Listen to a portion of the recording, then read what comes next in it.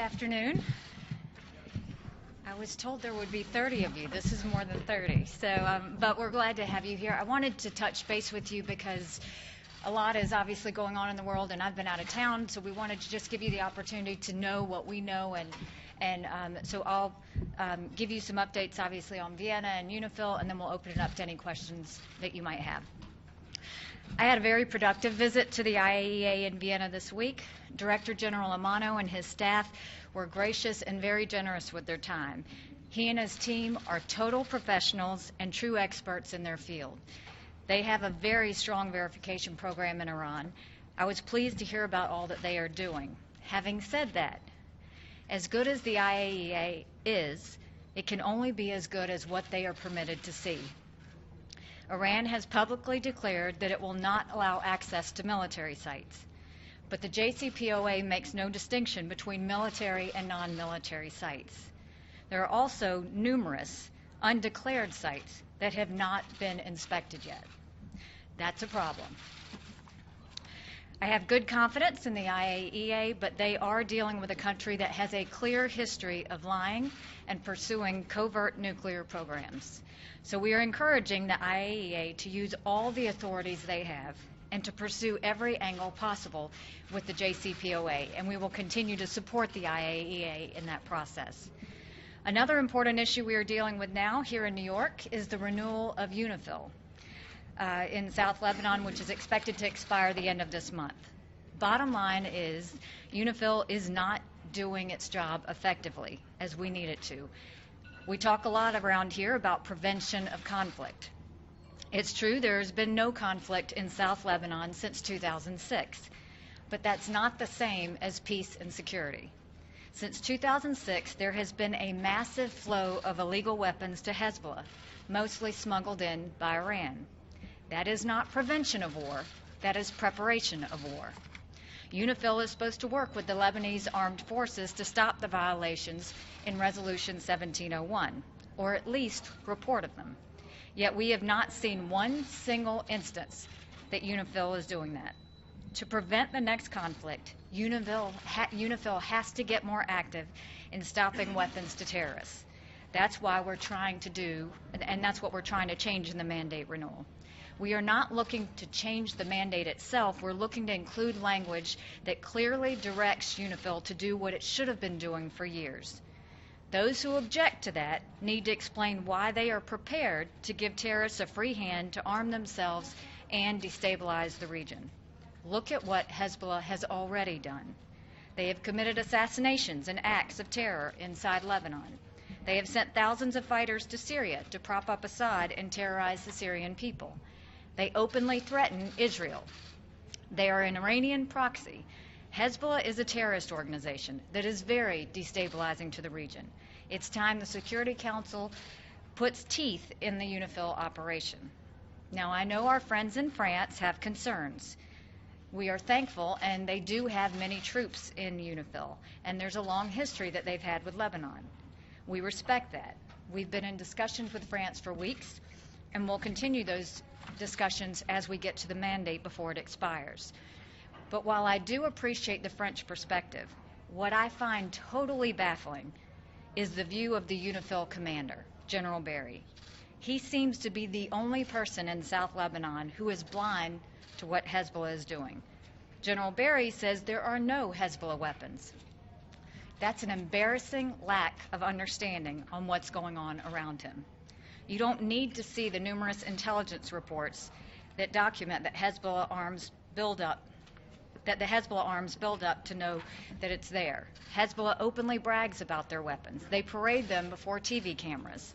The Secretary General's reports have confirmed this. For the UNIFIL commander to deny it has any proof shows that we need to have changes in UNIFIL. And so with that, I will open it up to any questions that you have. Yes. Thank you, Ambassador. Margaret Bashir from Voice of America. In Washington, we just saw the executive order on Venezuelan sanctions was just signed. For the first time, it reaches the oil sector in Venezuela. Could you talk to us about what you think the impact of these sanctions will be and how you hope they will change President Maduro's political calculus? It's a strong message for the people of Venezuela, and it's a strong message to Maduro. We are not going to tolerate the dictatorship he's trying to create, and we're not going to respect the sham assembly. And so at this point, we felt like because we're not seeing any progress towards lifting up the Venezuelan people, and we see more of the power grab that Maduro is trying to do, the sanctions were another option to send him a message. Yes. Madam Ambassador, we saw an article in the Washington Post about cutting the financial aid to Egypt. Do you have any concerns about the relation between Egypt and North Korea? And did you cut that financial aid because of this, the relation with North Korea, or because of the situation of democracy and human rights? So we have a good relationship with Egypt, and it's one that the United States wants to continue to hold. I think what you're referring to is the money that was pulled back due to the vote that they had on the NGOs. You know, we have always said that we needed to have the NGOs have the right to be involved, to act, and to be a part of that. And so we've expressed our concerns to Egypt. They didn't correct that, and so this was a reaction to that. And the relation with North Korea? Do you have any concerns about that? I mean, I think we've said all we need to say about North Korea in terms of the fact that we're obviously watching what is happening there. We're waiting to see, you know, if they're ready to actually destabilize or denuclearize what they have, and then talks can take place. But we're, you know, I think we're still watching and waiting. Yes. Madam Ambassador, now on Iran, what is the next step that you foresee will happen? Are you trying to convince the IAEA to be more aggressive, to have a new language? What's your aim on Iran? So we didn't go to the IAEA to tell them to do anything. I went to the IAEA to ask questions. What have you looked at? What else have you not looked at? Have you had any issues? So it was more just to find out what the status of the situation is, and also to support them, to make sure they had the resources to be able to do the job. This is a huge job that's been put on the IAEA, and while they have amazing experts, we wanted to make sure they have enough of them, and they have enough of the equipment that they need. So it really was a fact-finding mission, and I will go to D.C. on Monday and report that back to all the things that we found out from there. Yes. Hi, Rosalind Jordan with Al Jazeera English. Good to see you. Nice to see you. On Yemen, despite the Saudi ambassador's reassurances this week that the coalition is trying to avoid targeting civilians in their fight against the Houthi rebels, at least 55 civilians have been killed just in the last 3 days because of coalition airstrikes. Obviously, the Saudi coalition is under a lot of pressure to do better. Will the U.S. put more pressure on the Saudi coalition to be more careful in carrying out these airstrikes? And is the U.S. promising to not lobby the UN as it's preparing its report on children and armed conflict? I can tell you Yemen is something we are extremely concerned about. I personally had meetings with the Saudis and OCHA last week in terms of Hudaydah, of the airspace, of trying to get the cranes in, working on all of those things. We're extremely concerned, but we have a good flowing conversation with the Saudis to make sure that they understand what our concerns are and to talk about where we go from here. On Lebanon.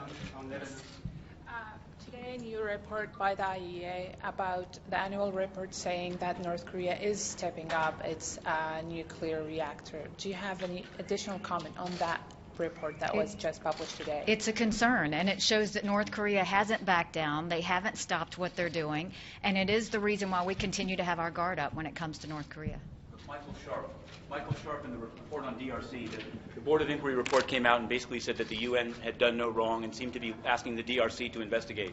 What does the U.S. want to have done about the death of the two experts, Zeta Catalan and Michael Sharp? We've asked the Secretary General for an independent investigation. The last thing we need to do is leave it up to the DRC to do the investigation. And so we strongly believe, not just for those two who served and sacrificed, but for their families and for the UN community, to understand exactly what happened and make sure we get down to the bottom of it. So we are working with Sweden. We're going to continue to push. We're going to continue to fight for an independent investigation. Ambassador, thank you. So just some quickies. Timing is everything. The Venezuelan foreign minister's in the building. Have they asked to meet? Should the U.S. grant a visa to President Maduro if he wants to come for the General Assembly? And which president will show up at the General Assembly? President Trump with a teleprompter or without? What would you prefer? Oh, see, you killed it with the last question. You get that, right?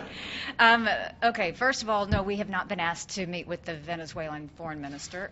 The second thing was, I don't know about that with Maduro, so that's, I haven't heard anything about that.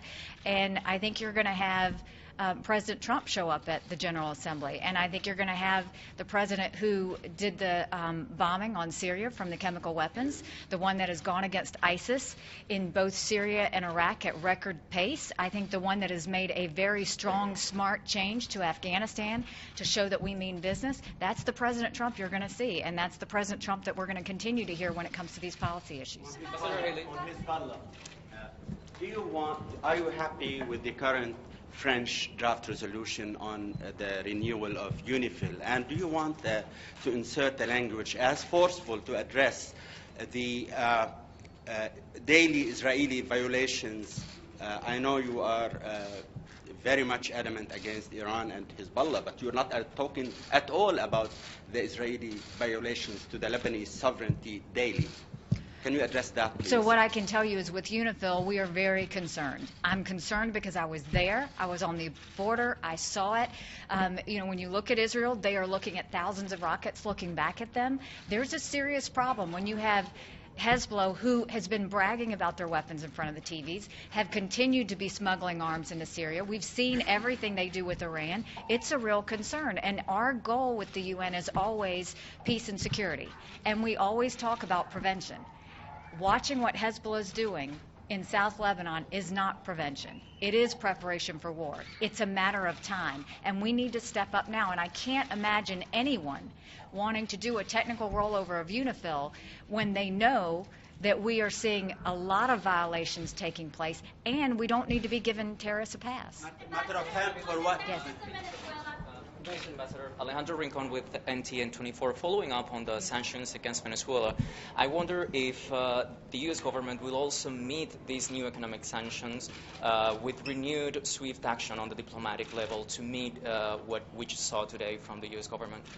In terms of meeting them? Of new diplomatic actions against Venezuela, maybe? I think what you're seeing is diplomatic, financial situations that we are trying to work with Venezuela. We don't agree with anything that Maduro is doing, but we've said that for months. And what we've said is the way he's treating his people, the way he's trying to create a dictatorship, the sham assembly that we have is not anything that the U.S. can support. So we have had no choice but to turn around and do the sanctions to get their attention. We hope that they will see the error of their ways. We hope that they will go back to a democracy, which is what we hope for Venezuela, and we hope that for the Venezuelan people. In terms of Venezuela, what would the United Nations could do? You know that Vice President Pence was just in Latin America. He was also in Miami and met with some of the community leaders at a church. He tweeted this morning about Venezuela, and it has been something very important for the Vice President and the President as well. Yourself from the United Nations have brought up this subject here at the Security Council. Do you think it's a way to try to get the United Nations involved, to try to get an envoy, to try to get a humanitarian group that can do something about it? I think that we're trying to see exactly where we go. You know, what we wanted initially was to rely on the OAS to deal with this, but obviously they weren't able to, and then Venezuela left the OAS. And then we tried to bring up an emergency Security Council meeting because we were very concerned, and we had some reactions from the Security Council. They didn't think this was about peace and security. I think we can all attest to the fact that it is about peace and security. We've done the sanctions, and now we'll see if there's anything else in the UN that we need to do. But this is all moving forward. Last question. Yes. Regarding North Korea today, the 1718 committee will have a meeting today about the reports. And can you tell us what you think about your work right now? And also, looking at that, are you thinking about putting new sanctions against North Korea or putting more pressure on them? Is this the reports about the chemical weapons? I think there's reports about that too. Yeah. So we haven't had a chance to look at that, and we don't want to talk about any drafted reports yet, but certainly we're going to continue to watch this. North Korea has been a situation we haven't taken our eye off of at all since the last ICBM testing, and so we're going to continue to stay strong, we're going to continue to stay aggressive, and we're going to continue to hope that they do want to come to the table and talk by stopping all the nuclearization and stopping all of the irresponsible actions that they've taken. All right, thank you all very much. Appreciate it.